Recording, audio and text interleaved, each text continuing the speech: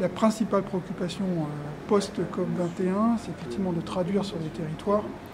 des véritables actions qui permettent d'aboutir à une transition écologique et énergétique qui intègre les enjeux du changement climatique. Au niveau de l'État à La Réunion, on voit deux axes principaux de développement.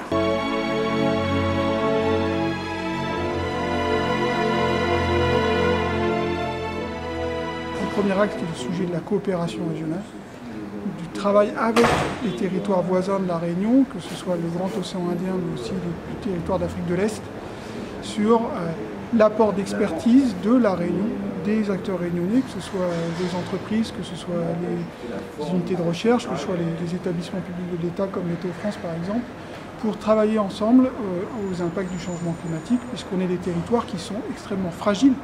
à l'évolution du changement climatique, à travers nos caractéristiques insulaires, à travers nos enjeux en termes de sécurité alimentaire, de ressources en eau. Donc ça, c'est un premier volet sur lequel on va travailler fortement en s'appuyant en particulier sur l'AFD, l'Agence française de développement, pour lequel, au niveau national, il y a eu des arbitrages pour augmenter ses capacités financières d'action en matière de changement climatique et développement durable.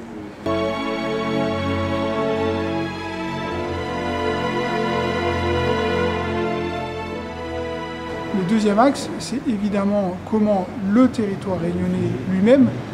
s'approprie ces enjeux de transition énergétique. Et donc il y a plusieurs volets sur lesquels l'État va accompagner les territoires. Donc d'abord le premier axe, c'est celui effectivement d'accompagner les collectivités à l'élaboration de leurs projets de territoire qui prennent en compte cette question de l'adaptation au changement climatique, la transition énergétique. C'est ce qu'on appelle les démarches de territoire énergie positive. On avait les plans climat-énergie territoriaux, là on va un peu plus loin avec ces territoires énergie positive, avec un accompagnement financier qui vont atteindre 2 millions d'euros par territoire, construire quelque part des premiers programmes d'action.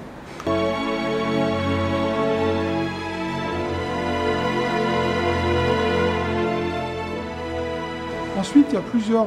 volets sur lesquels c'est essentiel que l'on travaille au niveau territorial. La question de la ville, de l'aménagement urbain, qui intègre le bâtiment durable, qui intègre les questions de desserte en transport, qui intègre les questions de la biodiversité en ville,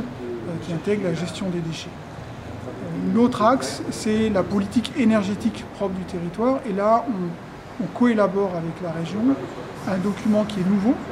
avant qui était uniquement géré au niveau national,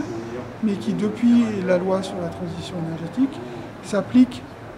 proprement à La Réunion, avec l'élaboration d'une programmation pluriannuelle de l'énergie dédiée au territoire de La Réunion. Et ça, c'est un document que l'on coélabore localement, sur lequel on définit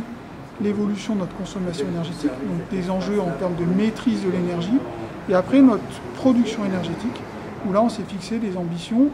d'atteindre l'autonomie électrique en 2030, c'est-à-dire que toute la consommation électrique réunionnaise se fasse par de la production locale, et donc en gros il peut y avoir l'utilisation de charbon ou de pétrole.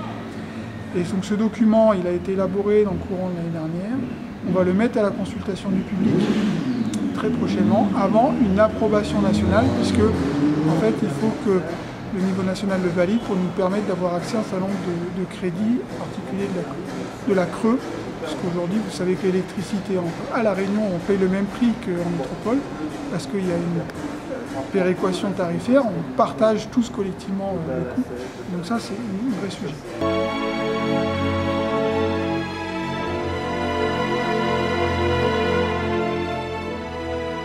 Ensuite, vous avez évidemment l'importance de l'innovation sur le territoire, donc le soutien à la recherche et l'innovation, avec beaucoup d'acteurs réunionnais qui sont impliqués là-dedans, que ce soit à la fois l'université, le labo de recherche ou des start-up. Et donc avec une volonté de l'État d'ouvrir les programmes d'investissement d'avenir qui aujourd'hui étaient, tels qu'ils étaient construits, peu accessibles au territoire de La Réunion. Mais là, on va justement les ouvrir avec un volet outre-mer plus facilement accessible à nos territoires. On a des enjeux en matière d'agriculture, d'agroécologie, et puis,